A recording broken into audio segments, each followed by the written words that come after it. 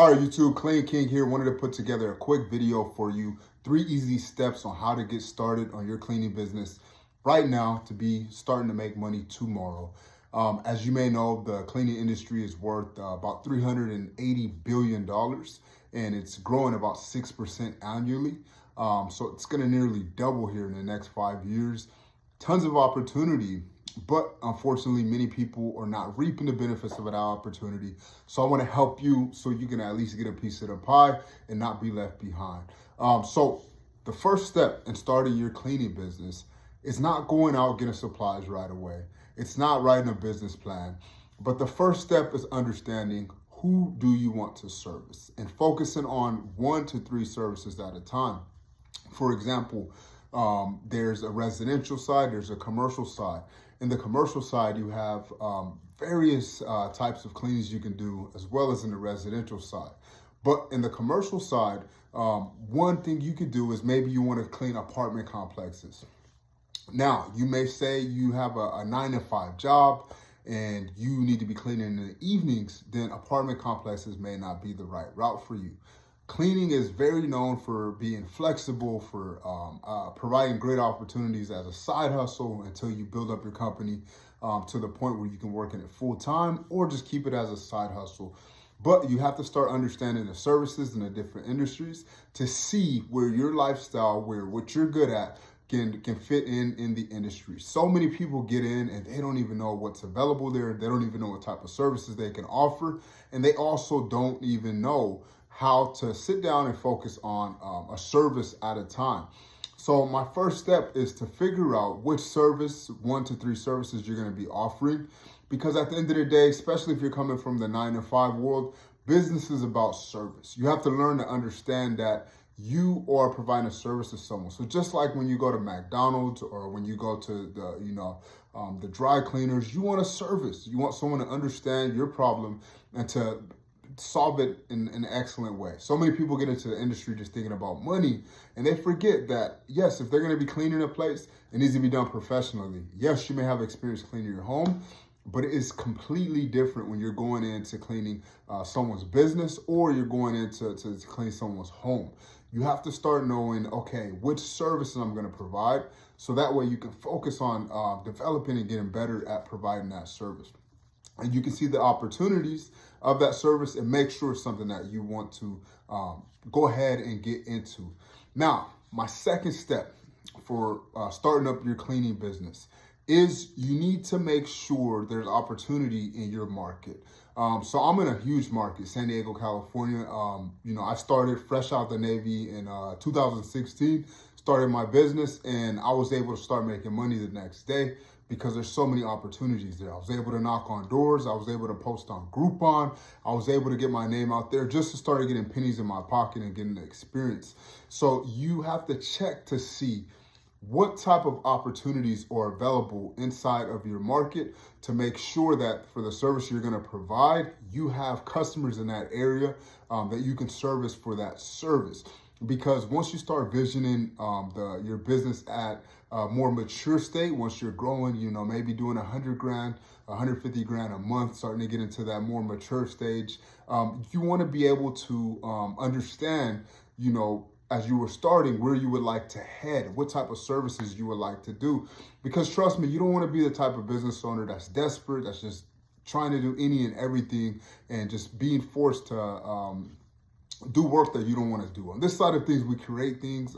We are able to enjoy what we do and are able to truly service our customers. When you learn how to put serving your customers at a priority and learning what they need at a priority, the rest will follow. You're not going to be stressed out trying to figure out how to make more money, but you're going to be looked for because people know you're an expert in your industry that you do service. So secondly, make sure that you do have an opportunity there. For example, maybe you want to do construction cleanup because it's extremely profitable and you really like the attention to detail and you like the flexibility on how it works. You have a big team of people that just sometimes want to have some extra cash in their pockets.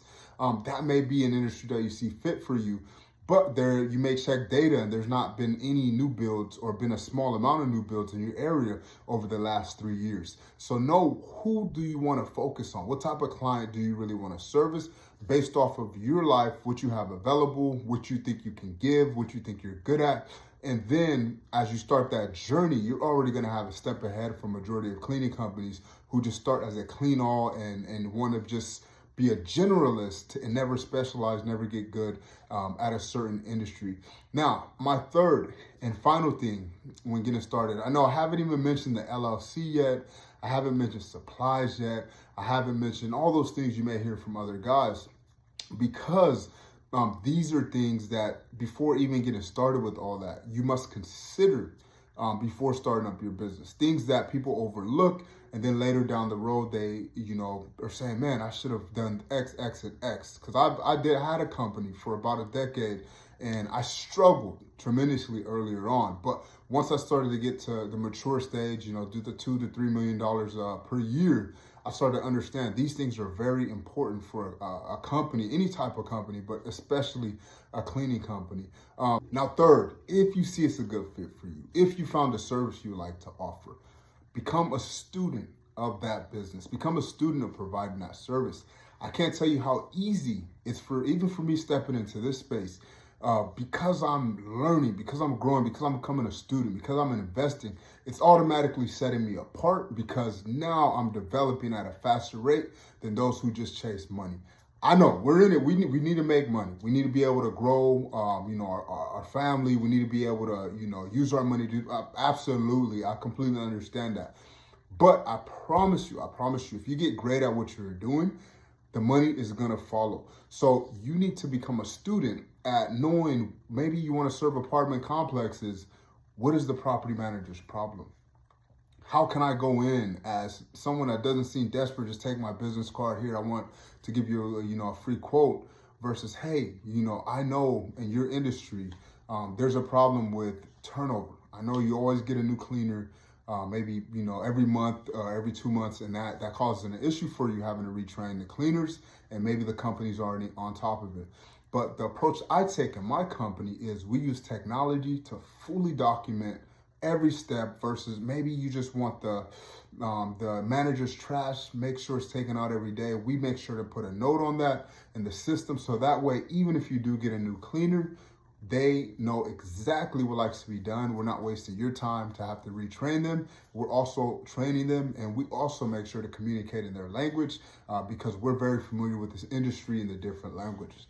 How is that going to sound to a property manager versus someone that's, take my business card, let me give you a free quote, hey, I can give you the best price.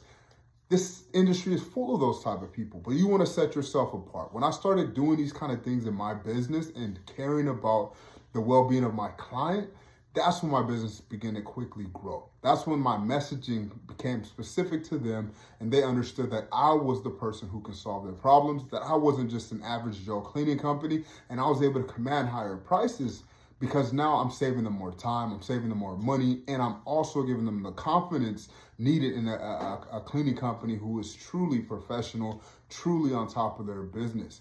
And on top of that, I felt more confident about myself and about my business, because now, earlier on, I started learning, the frustrations of not knowing how to hire employees, not knowing how to do those things. So I started to be proactive.